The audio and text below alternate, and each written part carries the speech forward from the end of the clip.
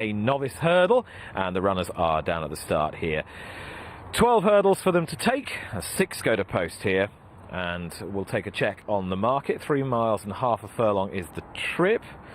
Favourite is Larkborough Lad, who's odds on for Philip Hobbs and Tom O'Brien. Lomachenko 2-1, 7-1 Bailarico, and 20-1 and bigger the remainder. Has the market got this right, Steve? Probably. I'm going to be miserable all day in what I say about some horses. I mean, I think this is the right favourite in terms of I think it's got the best form, and I think its run at Ascot last time out is more solid than Lomachenko's win. I want to see him run in a straight line at the finish, both in his early days in bumpers. Now, admittedly, he might be inexperienced then, and even in latterly over hurdles, he has shown a tendency to hang. Now, it might be that he's running over an inadequate trip, and it was the effort of trying to go faster, and I think the step up to 3 miles is a good thing, but I just want to see him show a good shape, if you know what I mean, from when ridden. I thought Lomachenko was quite impressive at Leicester. Very, very. I don't think it's a good race, but he was definitely impressive. Probably stay. I mean, there is some stamina in the pedigree, and he did. He cruised through the race. The wind has clearly had a big effect on him. I think the form is very modest, but that's not what I'm saying. I think the lad's form is more solid, but if he improved for the 3 miles, then he may turn it round. I think Bailarico is an example of some of the best placing from any trainer of any horse. 5 straight wins on the flat, having won an Irish point by Dubawi. 5 straight wins on the flat, and then a 15 grand walkover at Leicester.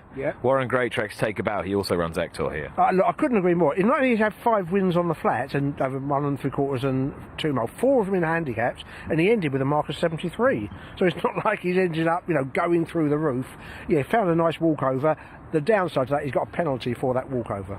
He's not a bad horse, though. I wouldn't be that surprised to see him go close here. Mr. Tickle 16-1 off the back of a victory in a point. Yeah, I don't know the value of the form. Bought for 35 grand after that. We know he has some, but he's not too bad a looking horse. I saw that. So, but that's all. Ector has been really big prices and been beaten 60 lengths plus each race.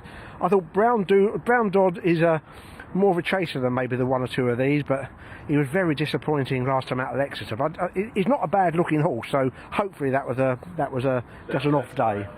We had a big price winner of the first race. Day's got the sort of feeling of a day where anything might happen. It's possible. And I think these two have got more solid form than the favourite. I think one of these probably will win, Nick. I would slightly edge towards Larkborough Lad, but I'm not sure at the moment I entirely trust him. Here's Mark. And they're walking forward now towards the starting tape,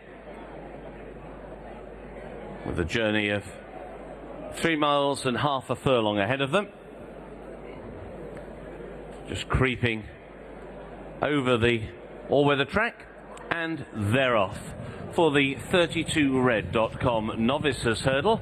Quite a short run to the first of 12 flights, with Ector and on the outside Mr. Tickle the first 2. Larkborough Lad just stoked up going into that flight and rather put down for Tom O'Brien in third. He didn't really see a great stride. He had to be just rousted into the first.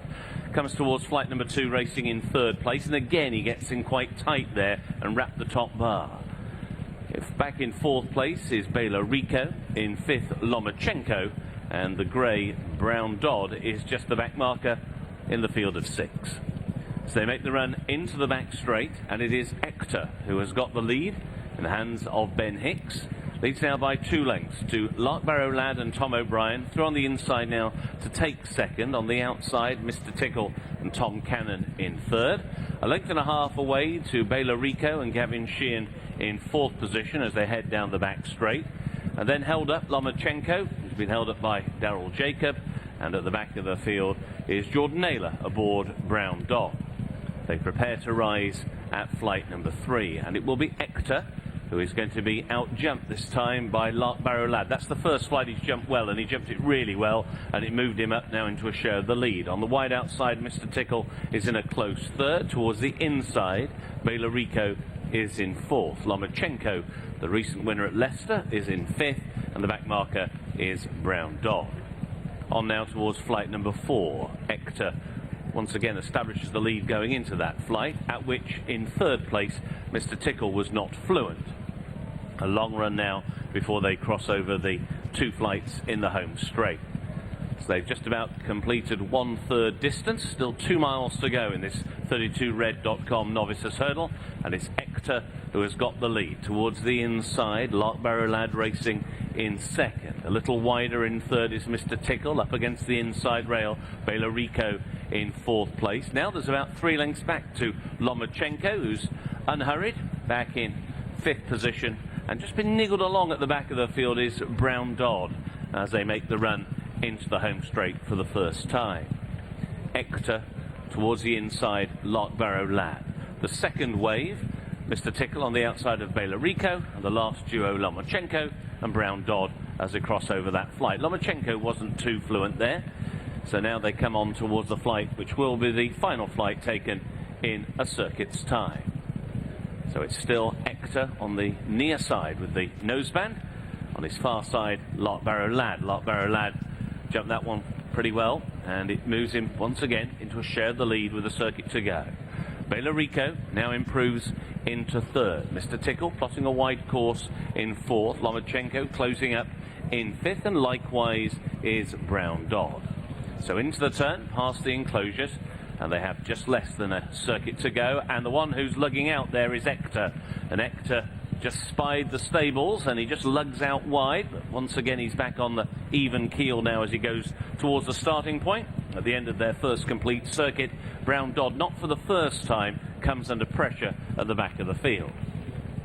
So over the polytrack they go, and on now towards the next, which will be flight number 7. Hector on the outside of Larkbarrow Lad as they rise at this flight of hurdles.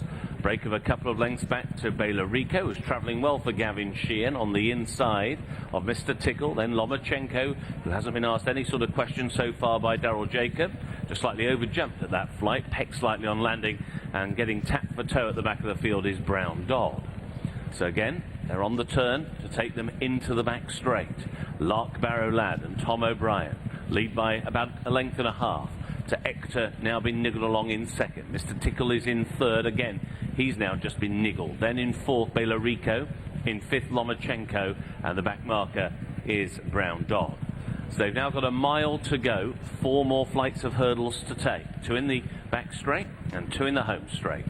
And it will be Larkbarrow Lad who takes them on now towards the fourth last, but they're closing up now, and the lead has been reduced to only half a length as they cross over that flight. Mr. Tickle jumped in a share of second with Hector towards the outside, and then Belorico and Lomachenko, and tailing off is Brown Dodd.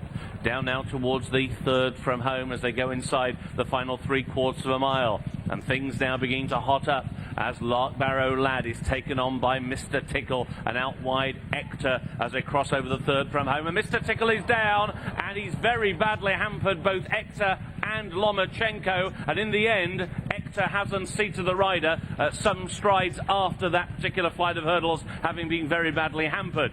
So in that melee, it means Larkbarrow Lad has gone on by a couple of lengths to Belorico. Now into third is Brown Dodd, and having been badly hampered at the third from home in the melee, Lomachenko is shortening in his stride, and he is now tailed off, and it looks as though he's about to be pulled up by Daryl Jacob.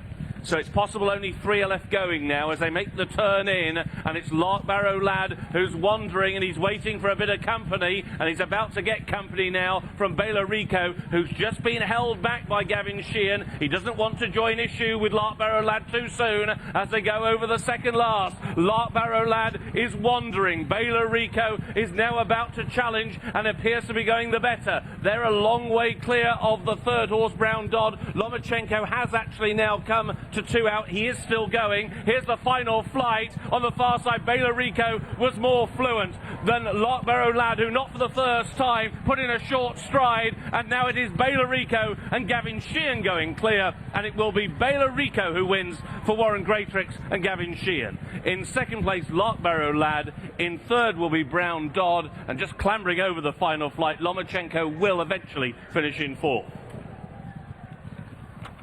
Belorico wins, gets the day off to a good start for Warren Greatrix. He has Star of Lanka in the Lanzarote a little bit later on. Belorico wins for Gavin Sheehan and Warren Greatrix. They're down at the